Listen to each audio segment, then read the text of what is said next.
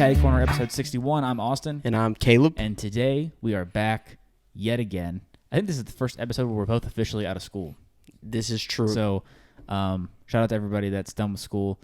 It's been an absolute sprint, but here we are. We're now in the summer and do whatever you want to do with that. So today, this show is best apps for ... Basically, we have like some kind of topics, some use cases, I guess, and we are here to tell you what the best apps for those use cases are. So if you're interested in that, obviously listen to the whole show. Even if you're not interested in that, listen to the whole show. And while you're at it, also rate and review and like and subscribe if you're on YouTube. Ring the bell. Share the show around with your family and friends. And without further ado, Caleb, take it away. Boom. All right. So the best apps for ... I'm excited. Yeah, me too. It's a cool show. Yeah, I'm excited to hear what you came with today. So I guess the first category that I'm going to start with here is content consumption. Me too. Word. Yeah. Number one on the list, I have TikTok. Good choice. I think that whenever it comes to social media, I would say, whenever you think about the generic social media apps, TikTok is my number one. Yeah, I agree.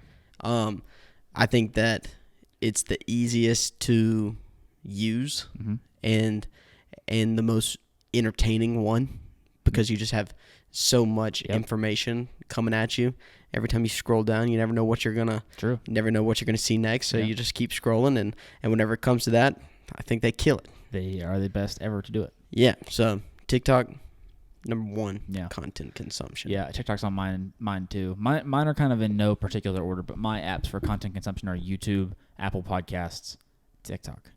Those are the three. I just think that YouTube is a cheat code. YouTube is the one that gets my most screen time. Yeah, me too. Let me rephrase what I said. My number one is YouTube. Is not TikTok. Yeah. But the first one that I put on the list is TikTok. Well, I agree with what you said because like it is the social media app that I use the most. Yeah. I don't know if YouTube is. I think it's a social media app, but I'm also like somebody that creates.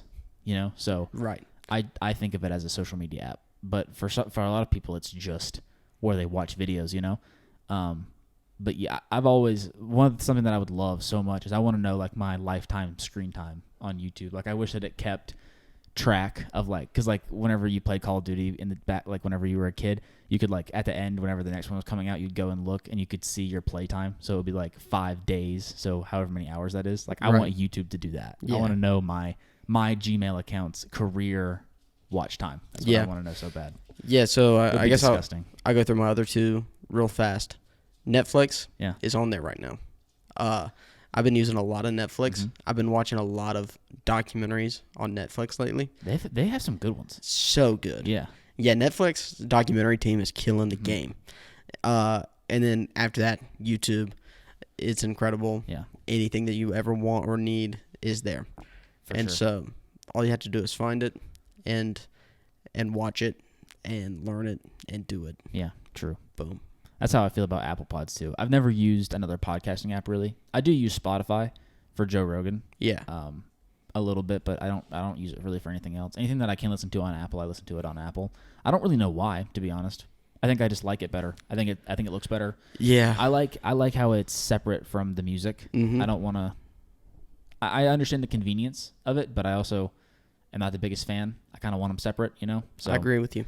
I guess that's why maybe I use Apple Podcasts, but I've used Apple Podcasts forever, and I really like Apple Podcasts. So I think it looks better than Spotify. I think that's the biggest I think so too. Yeah, Spotify's a little cluttered for me. Yeah, I've always thought that. Yeah, I think it's a weird experience whenever you go to Spotify. Yeah. For one, I don't use Spotify ever. Really?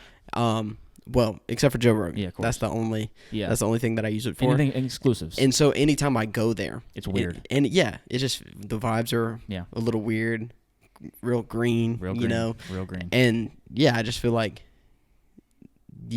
Apple is just more clean looking and easier to look at. You know what my favorite thing? This is a stupid thing, but like I've used the Apple, those like music and podcasts. You know how whenever you download an app off of the App Store, every once in a while it'll like ping that little pop-up where it's like rate the app 5 stars, like what do you think about Spotify? Yeah. You don't get that on the Apple apps ever. it's such a minor inconvenience. It pops up all the time on Spotify though. Yeah. And it pops up all the time on all other kinds, like Instagram. It happens all the time too. Like, Yeah. You know, but that doesn't happen on the Apple apps. No. It's like just one less inconvenience. Yeah, that's true. And it's stupid, but I think about that a lot. So. But it makes sense. Yeah, because because they don't need to be rated. No. You already got them on your phone. Exactly. They're already there. Right. Yeah. Yeah. And there's no getting rid of them. I totally agree with you. Yeah. Yeah. So, is your next category content creation? It can be. Okay. Yeah. So I got 3 apps here. I have 5. 6 actually. And so, whenever it comes to content creation for me, my go-tos are Premiere Pro, Photoshop, and Lightroom. Mm-hmm. Those are the ones that I use absolutely all the time, and the ones that I know the most. Those are the ones that I feel like I can get the best product out of them. And I tell you what, whenever I was first using Adobe, I was not using Lightroom. Yeah. Until I started using Lightroom. It's awesome, right? It's incredible. When did you start using Lightroom? Was it conference time? Yeah. Yeah. Yeah, that was the first project that I did. Tried it on your iPad? Yeah. It's great, right? It is. Doesn't it make so much sense? It makes so much sense. Yeah. It's so much easier to import. It's so much easier to edit them all fast. And It's so much. You can do exactly what you want to do. You can touch it and move it around. It's great. and It's fantastic. and as soon as you find a photo that you need Photoshop, You can you just send it over, and Yeah. you save it. Yeah. And it's there in Lightroom, Yes. and you can export from Lightroom. Yep. You don't ever have to Never. export from Photoshop. Don't ever have to. It's incredible. It is. I really love it. And I will definitely be using that one forever and ever on.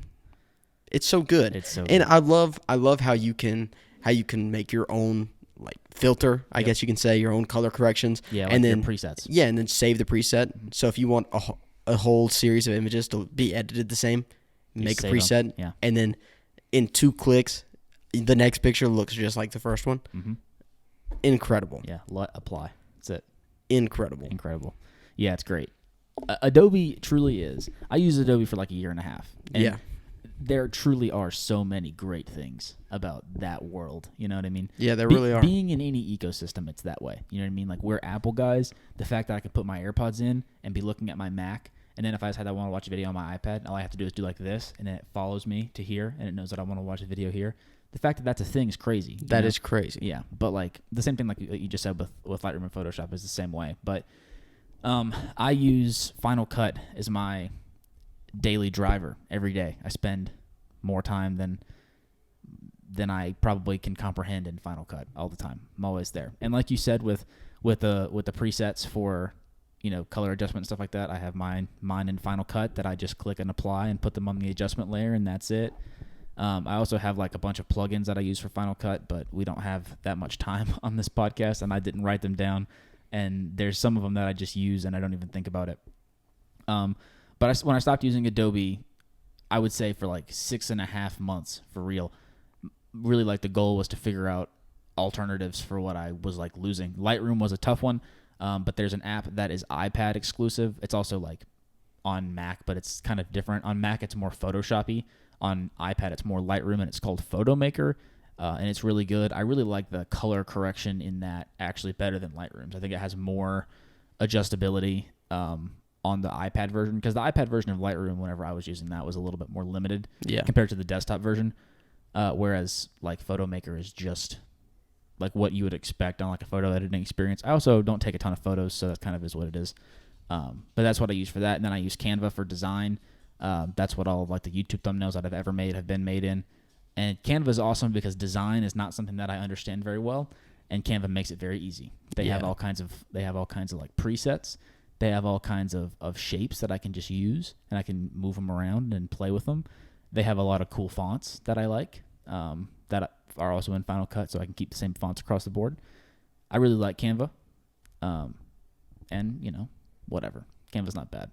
And then I have these other ones as well. I have like Logic Pro. I use that for the podcast. I don't edit it in there, but if I need to like do noise reduction or anything weird's going on, if I need to boost somebody's audio, I can do that in Logic just because I have more control than I have in Final Cut.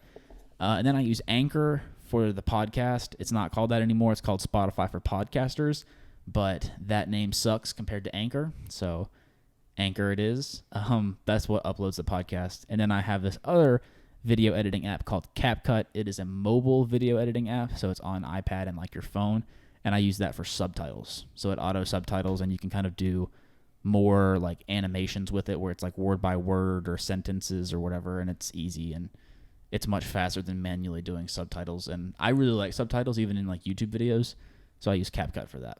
So Word. yeah. Yeah, I guess some that didn't make the board that I use all the time. GarageBand. Yeah. I always use that to edit the podcast, and then also Anchor too. Which the funny thing about Anchor, because they changed the name, but if you go to your computer and you type in Anchor, it takes me right there. Yeah, I know. Yeah. So I will never stop. Me too, because Anchor's so much easier to type. It's Spotify. I will never stop typing in Anchor. Me too. Into my search bar. I don't think I will either until we stop using that. Yeah. So, but yeah.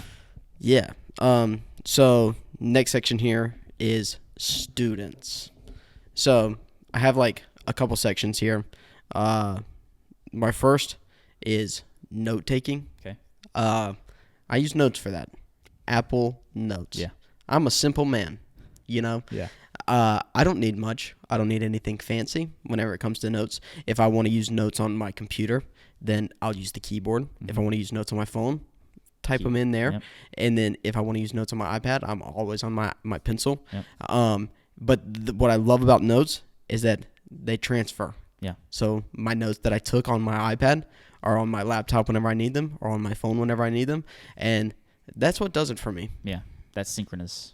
Super easy, super seamless. Yeah. Yeah. And it's already there. It's already installed. Yeah. It's great. It really is. Apple Notes is something different. And I really like the way that the icon looks. Yeah. Your little notebook. And then whenever you open the app, I have it set to like the black mode. Yeah. So that it's black. With white text. It's so good. Yeah. It just looks so good. Yeah. Got the Apple effect. Yeah. It really does. My note-taking app of choice is GoodNotes, because I do all of my notes like written with the Apple Pencil. Yeah. It also syncs across, so I have it on my Mac and I have it on my phone if I ever need to reference my notes. Like if for whatever reason, like something that I'll do a lot is I'll have like little checklists for like videos, and it's hard to carry this around, but it's easy to carry a phone around, and so I can check it, and whatever. But that is, as far as writing notes, I think it's the best experience, just because you have all kinds of different presets. You have the community tab where you have other people's like designs for like notebooks. So it's like a weekly planner, download it and you just use it. And like other different versions of that. Like you have like your biology notes for biology 1101, and it's like everybody's biology notes, So I like that aspect of it a lot too. But I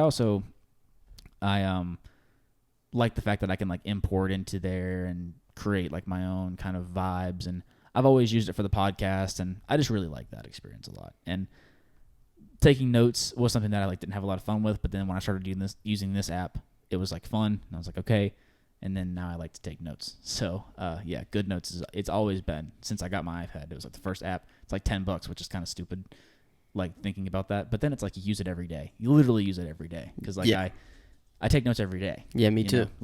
In some kind of way, So yep.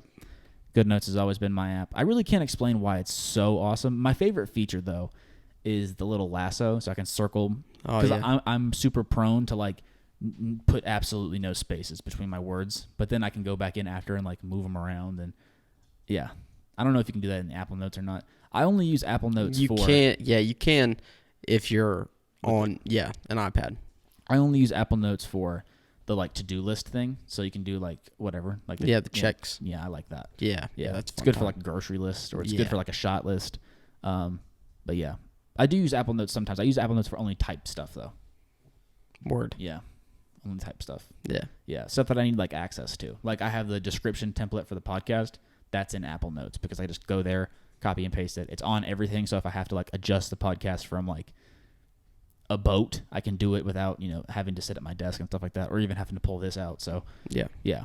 But I'm the same way as you. That synchronization across every platform, that to me is super important. Yeah. So right, I totally agree. Yeah, if I couldn't use GoodNotes on my desktop, then it would be a deal breaker, and I would have to figure something else out. But I am not in that situation, so works out. Yeah. So my next little section for students, but also for all life too, it is a to-do list. Yeah. A to-do list app, I think is completely necessary for anyone. My app of choice is called Todoist. I don't know if you've ever heard of that. I have not. It's it's pretty much like any other to-do list app. You create your to-do list, and then I add it to a widget on my phone screen so that I can always see it and see what I've done, what I have to do, and all that good stuff. It's super simple, super easy to use, and I really enjoy that one. I use one called TickTick. Same thing. Like the reason why I use that one is because I can use it on my iPad, my phone, and my Mac. Every app that I have is pretty much selected for that reason. So, Yep. Good widget. Yeah. That's one of the things that I have in my getting the most out of your apps thing is if the app that you use has a widget, use it. Oh yeah. All the time. Yeah. It's so good. It is. Yeah, it's so good. And then the next one for writing. If you're writing papers or essays or whatever you're doing, if you're writing a book, maybe, I don't know what you're into, but for writing, I'm a Word guy. Yeah. I use Word, but that's only because that's what my school pays for. And so with that in consideration, I'm going to go with something completely different than what I actually use, and that is Google Docs. That's what I use. It's free. Yeah. It's fast. It is so fast. It syncs. It's easy to use. You can collaborate easily. Yes, so easily. Yeah, Google Docs is a great app. It is. It really is. I really like Word. I like going there and feeling real professional because I'm typing into a Word document, But whenever it comes to what am I going to use now that I've graduated from a school that pays for me to use Word? You get it, I can type it too. Well, then maybe that changes my mind a little bit. But even after, whenever I'm done with school, am I going to pay for Word? Probably not. Probably not. Am I going to use what I have that's free? Most likely. Absolutely. Yep. And so unless you find a feature that you can't live without in Word. And I have not found that yet. We're also not really writers. Yeah. I do like the built-in grammar check. I like that Word has the synonym thing. Oh, My mom taught me about that. Yeah, it has that too. Because I repeat words all the time. Docs doesn't have that built in, so. Yeah. Yeah, it's got a little, what is the word that I'm looking for? The person that you hand your paper to read over it. Like a proofreader. Yeah. It's Grammarly built in. Exactly. Because Grammarly is one of the apps that I have that's important for students to have, is Grammarly. Because it's yeah, that is very important. And it's such an easy thing. You just if you're on desktop, if you're on a computer, you just download it, and it's just an extension. It puts itself into every app that you have. You can turn it off if you want in some apps. And it just tells you, it formats it. It tells you what it should say. Like, you can rewrite it all. It's just great. And I don't know how you do college, high school without Grammarly. Yeah. I really don't. Yeah, Grammarly is epic. Yeah. Yeah, Grammarly is so good. It like literally, like, proofreading would take however long it takes you to read a 5-page paper, but Grammarly can do it in like 5 minutes. Yeah. It's so easy. Yeah. And if you're not using Grammarly, you're shooting yourself in the foot, honestly. That's just one of those like super obvious ones that everybody should be using realistically. So even if you're not a student, like, it's good for emails. I am super prone to just like one take an email and just completely not spell anything right, but Grammarly fixes that. So use Grammarly. It's good. It is. Yeah. My favorite thing about Docs is that this is like a convenience thing, but like with Word, like, it's obviously its own app. So then if I want to like reference Google, like if I want to search, I have to like go out of Word to be able to, instead of I can just like open a new tab and then, which I guess you can split screen it either way, but like I'm already in the web browser, with Docs. So that's why I like Docs. I've also just always used Google Docs. Yeah. I used it in high school. Yeah. That is what I always use in high school also. Yeah, Docs is great. Yeah. And I think that's why. As far as free options, there's nothing touching it. No. And that's why I have, for students too, like the Google Productivity Suite. Like, you got Docs, you got Google Sheets for spreadsheets, you got Slides for slideshows, you got Google Forms for like surveys or whatever. Like, there's a lot of options there. All of them are free. So, yep. The only downside is that they're web-based. So you can't, if you don't have Wi-Fi, you don't have access. But whatever. Yeah. Whatever. Yeah, I totally agree. Yeah. Totally agree. 100%. My next section is organization. Ooh. And I really just have 3 that I want to mention for it because I think it's important. Because this to me is the thing that I struggle with the most. And I've really had to like force myself into organizing better. when it comes to really everything, but like I do everything digitally, and so that's where I organize all of my everything pretty much. And the first tool of choice is Notion. Notion is insane. It is truly a rabbit hole that you never get to the end to. That's what I've been learning. I've been watching so many like half an hour long how to make your Notion super efficient and easy to use and blah blah blah. And dude, it is a knowledge, not like just crazy amounts of information that you have to like think about there. Like it took me a really long time to do it, but I have a Notion calendar that I built, and now it syncs to my Apple Calendar, which is like the best thing ever. So I like have one for this, and it tells me where all of the podcast upload dates, like what episode's going out when, because we kind of have like, we're kind of ahead now a little bit, so I can kind of schedule it out. I had the same thing for YouTube videos. I had the same thing for school whenever I had like deliverables due or whatever. But yeah, Notion has been something that I've been using, and now I feel like I'm getting the most out of it now that I kind of have my feet in there.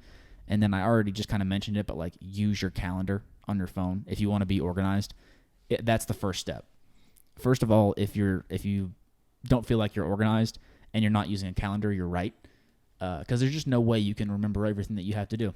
There's no way. Very true. And I only use my calendar for when school's in session, because I have Syllabuddy, it does it automatically, or for like upload dates. I don't use it for anything else. I don't use it for vacations. I don't use it for anything else. I don't really even use it for birthdays. I don't use it for anything else. It's just things that like absolutely have to be done. That sounds like stupid kind of, but like that's just what I do. Like important dates, where like something has to go up. And that just is because it allows me to not have to think about what goes up. You know what I mean? Like it just sends me a reminder like midweek, like, hey, episode 60 has to go up. Okay, cool. Episode 60 has to go up. So make sure that gets done. So just use your calendar for whatever it is that you use it for. And that's like the easiest way, I think, to be organized, if you just use your calendar. And if you're going to use Notion too, you can sync your calendar with like your Notion database, and then it'll automatically, whatever you put into your Notion calendar will go onto your whatever calendar you use, and then vice versa as well. So it's helpful. Yep. And then I use Notes for like organization too, like I said, with the description templates that I've built for, various uploads, and then also like little checklists of things that I'm doing out in the great wide world out there. So organization, people. Mm-hmm. That's probably the place that you can get the most value out of your like mobile tech, I think. Yeah. Is that. Yeah, I think so too. And there's a ton of other ones too. Like a lot of people use spreadsheets to like keep their stuff in track. I hate spreadsheets with a passion. They just look terrible, and it doesn't make sense to my brain. Me either. Yeah, I've always felt that way. I don't get anything out of a spreadsheet. Me either. Ever.